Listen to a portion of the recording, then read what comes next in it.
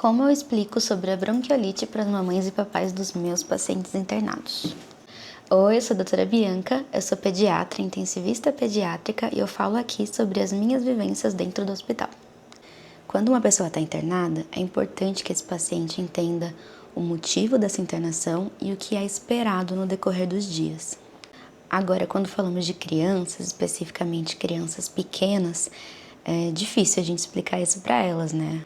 Então, em pediatria também é necessário e muito importante no decorrer da internação a presença dos acompanhantes, que são geralmente a mamãe, o papai ou o principal cuidador daquela criança. Agora nós estamos no mês de abril e durante esse período de outono, o grande campeão de audiência nas UTIs pediátricas é a bronquiolite.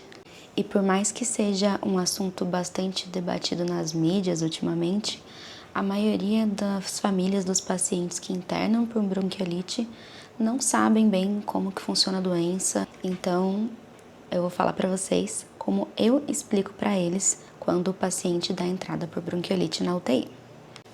A bronquiolite, ela é uma doença causada por vírus. Tem vários vírus que podem causar.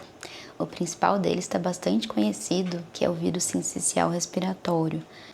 Mas além desse, que é o mais comum, existem outros, e é até comum encontrarmos co-infecção por mais de um vírus. Ela é uma doença específica para menores de 2 anos de idade. Então, às vezes, a gente que é adulto, ou o irmão que vai na escolinha, contrai o vírus, pode ter um resfriado simples, não ficar tão grave, pode até nem ter sintoma, mas portar o vírus e conseguir transmitir ele para o bebê. E como que a doença funciona? Então, quando a gente respira, a gente puxa o ar pelo nariz e pela boca, o ar tem todo um caminho para percorrer para chegar lá nos pulmões. Ele vai aqui passar pela traqueia, pelos brônquios grandões e pelos bronquíolos. Na criança, esse caminho ele já é menor, porque a criança é menor, ela é pequenininha. Então, imagina tudo inflamado, inchado e cheio de secreção.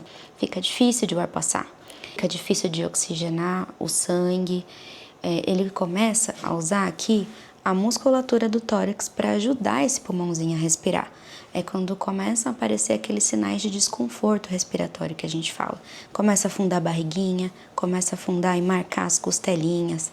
Aqui, afundar o pescocinho, o narizinho fica abrindo e fechando. Esses são sinais de desconforto respiratório, de que o corpo está tentando usar outros mecanismos para ajudar esse pulmãozinho a respirar, porque ele não está bem. Classicamente, ela costuma ter um pico de piora do 3º até o 5º dia de sintoma. Então, é muito importante quando a gente pergunta quando foi que começou, qual foi o primeiro dia de sintoma. É importante para a gente ter noção se ela ainda está na fase de piora ou se já vai começar a melhorar. E é claro que não é igual para todo mundo, mas na maioria das vezes funciona dessa forma.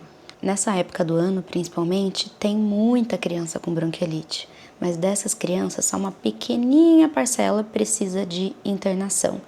E dessas crianças que precisam de internação, uma parcela menor ainda precisa ir para a UTI.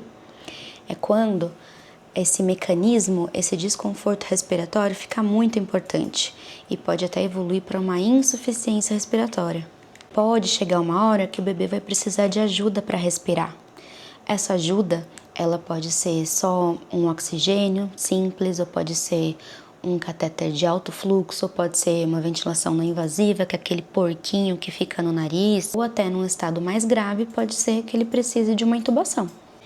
Quando a bronquiolite acontece sozinha e sem complicações, é comum que ela passe por essa fase de piora e depois melhore. E na grande maioria das vezes, ela melhora e não deixa nenhuma sequela. Mas é claro que podem haver complicações, então é por isso que quando o bebê está com esses sinais de desconforto, ele precisa de uma avaliação pediátrica. Os bebês que chegaram na UTI é porque eles já estão nessa fase de precisar de uma ajuda para respirar, desde menos até mais complexas.